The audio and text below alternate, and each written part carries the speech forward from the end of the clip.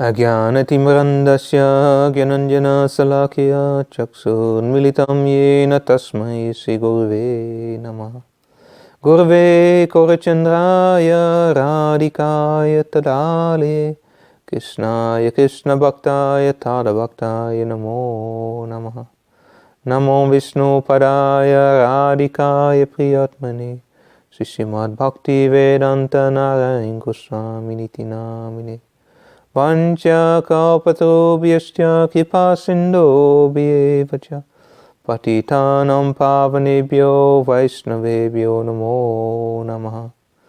Shri Krishna Chaitanya Prabhu Nityananda Shri Advaita Gadadhara Sivasadi Gaura Bhaktavinda. Hare Krishna Krishna Krishna Hare Hare Hare Ramo Ramo Ramo Hare Hare. Hare Krishna. Thank you for watching. So everybody, Happy New Year.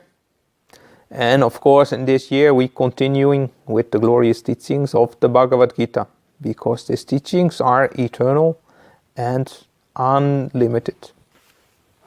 So today, very important instruction Krishna is giving to Arjuna. Actually, Arjuna is asking a very good question. In chapter 12, verse 1, he is asking, what is the best way to worship you? In your impersonal form or personal? So we see in this world two groups of people who are worshipping God.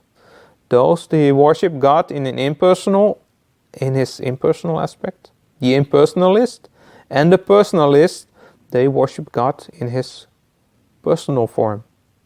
So that's why it is important to understand what is the best way to worship God.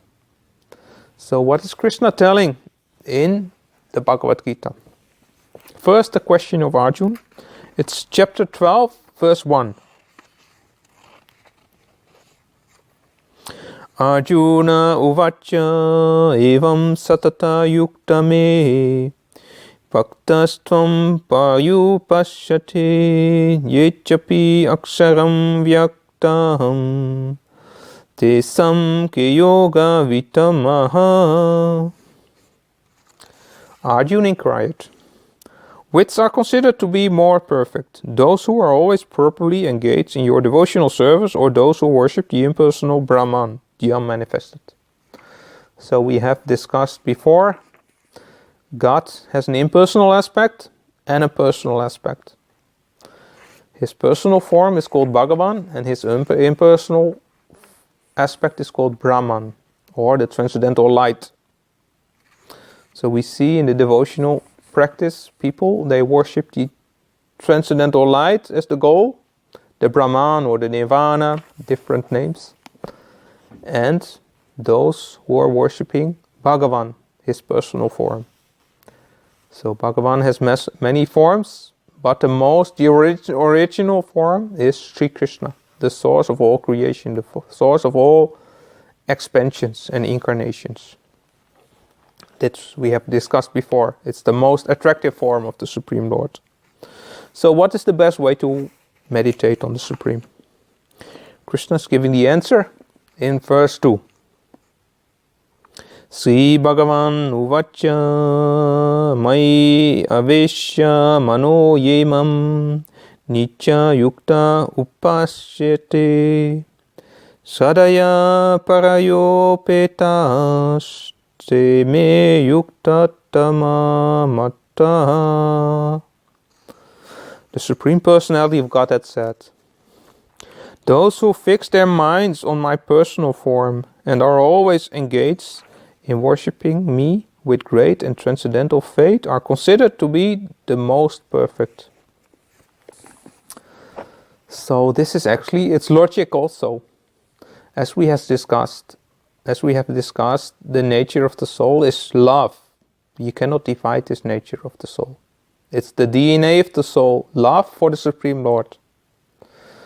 So this loving connection, what is eternal, it can only manifest if we come to know about the object of love. Not the impersonal aspect, but the personal aspect. Only then this love can fully manifest in our heart. So in this way, it's very important to have knowledge about the Supreme Lord. How beautiful He is. What are His activities? As we know, the transcendental world is a beautiful place where God performs His beautiful pastimes. And His most beautiful pastimes is where He has not the role of being Bhagavän, but being a cowherd boy, playing the flute and having His friends and beautiful pastimes in Golok Vrindavan, where He has His mother and a father. Although He is the Supreme Lord, but He also wants to taste different relationships. God is called, He's called Rasik Shaker. Rasik Shaker means the taster of all rasas. So God, He is tasting in the transcendental world the role of being God. But in that role, He has the form of Narayan with 4 arms, and He is surrounded with all liberated souls, worshipping Him as the supreme object of Godhead. But in another atmosphere, in another place, Golok Vrindavan, there God is being a cowherd boy. And He has His beautiful pastimes day in, day out. And every day is a new day, full of wandering, most wondrous pastimes. With His friends, girlfriends surrounding, and we can have a place in that beautiful Leela. And that is the perfected states of the soul. The soul does not belong in this material creation, even not on heavenly planets. But we belong in this spiritual world, connected in a loving connection with the Supreme Lord. In our spiritual body, we have a transcendental body. And this can manifest in our heart. We can realize this form by practicing Bhakti Yoga. Bhakti Yoga is not a religion. I have to make this clear. Bhakti Yoga is the way to find your Nitya Dharma, Sanatan Dharma, the eternal function of the soul. So we are not Hindus, we are not Christians, we are not Muslims, we are not Buddhists, we are Vaisnavas. Vaisnavas are practicing Sanatan Dharma, Nitya Dharma. It's the natural function of the soul. So it's the final position we can realize after following many religions. Many religions are coming in this world, but that is a practice we can practice according time, place and circumstances to climb up, to come to our Nitya Dharma, the natural function of the soul. So some instructions in some religions, they say we cannot meditate about the form of the Lord, it's forbidden, but it's needed to have love manifested in our heart for the Lord. So this is the perfected state. In this way, we should understand that we have to keep on searching to come closer to the Supreme Lord. Sometimes, some places, it was maybe not perfect to understand this, to have this information. So just like in education, some things you cannot learn in the primary school, secondary school, what they are learning on university. So in this same way, religion also had different stages of information.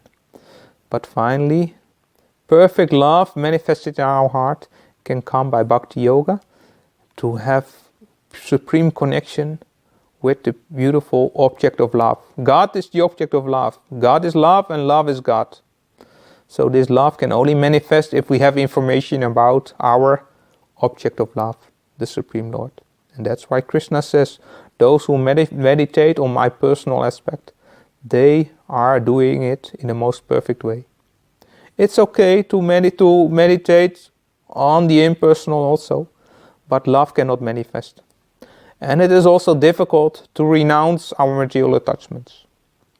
So as we have discussed before, the heart is like a storehouse of many impressions in our heart. It's covering our loving natural function of the soul. The soul is behind all this material attachment collected over many, many lives. So to clear our heart, we can realize our soul. But it's difficult to clear our heart because attachment, it's so natural, it's so difficult to give up. That's why the only way to give it up, to put another attachment inside.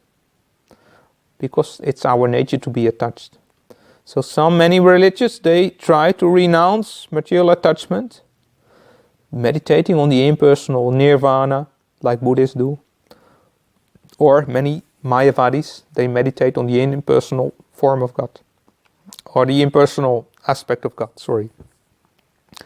But renunciation is very difficult, because attachment is so natural.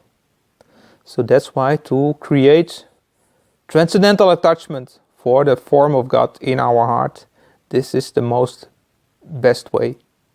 For this way, Krishna is explaining this also in verse 5 of chapter 12.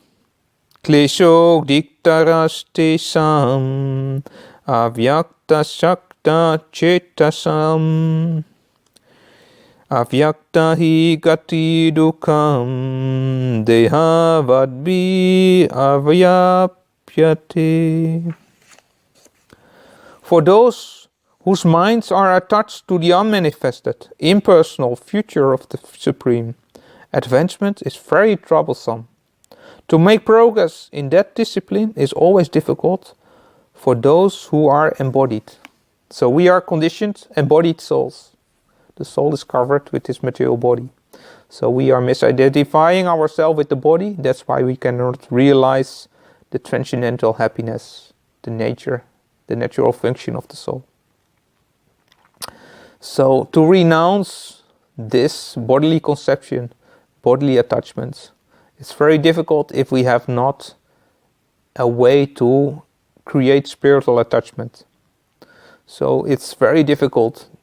We can go to the forest, stay away from material attachments, but it's our natural function to be attached. So to renounce this material attachment is most difficult. This is what Krishna says here in chapter 5.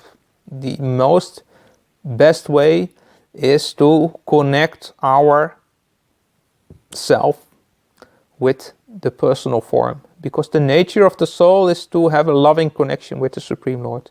So we cannot love manifested in our heart if we have no information about the personal form of God.